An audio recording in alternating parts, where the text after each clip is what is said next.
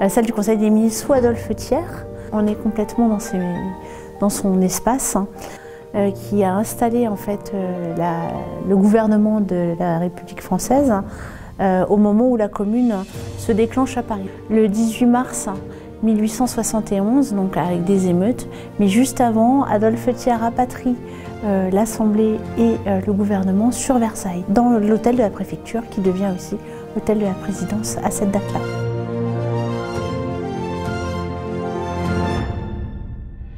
C'est à la fois un lieu de résidence et un lieu de gouvernement. Il tient régulièrement son conseil des ministres. Et nous avons pu reconstituer la salle à partir du photomontage qui est présent ici, potentiellement plutôt d'Ernest Charles Appert, qui représente le Conseil des ministres du 18 novembre 1872. Donc on est quasiment à 150 ans jour pour jour de cette photographie.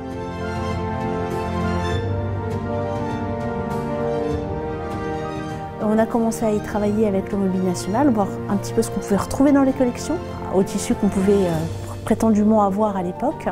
Et puis bien évidemment, pour creuser de façon beaucoup plus pointue, on est allé dans les archives, déjà les archives départementales des Yvelines, et on a poursuivi par des recherches aux archives nationales, à la Bibliothèque de France, bien évidemment aussi à la Fondation Daunetière, qui a été une source pour nous très très précieuse d'informations.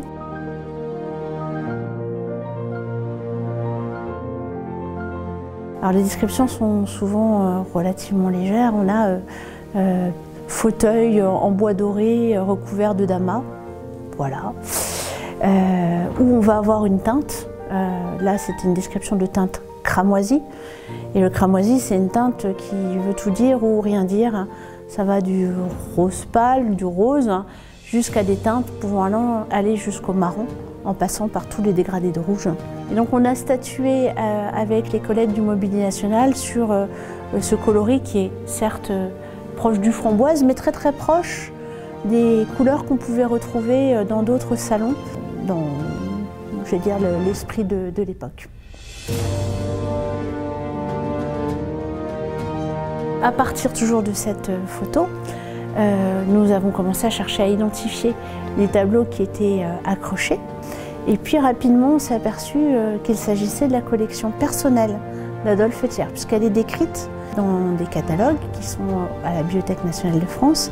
Et puis, elle est décrite aussi dans les collections du Louvre, puisqu'en fait, la collection d'Adolphe Thiers a été initialement donnée par sa veuve au Louvre. Donc il se trouve que les tableaux qui sont encadrés en noir, ici présents, sont bien les originaux de la collection d'Adolphe Thiers.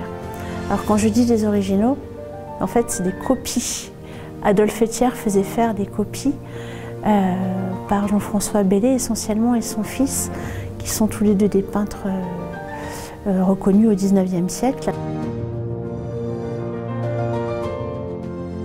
Reconstituer une salle telle que celle-là, c'est un travail très intéressant. On touche au doigt en fait l'esprit des hommes qui ont constitué cette collection, qui ont constitué cette vie locale à Versailles.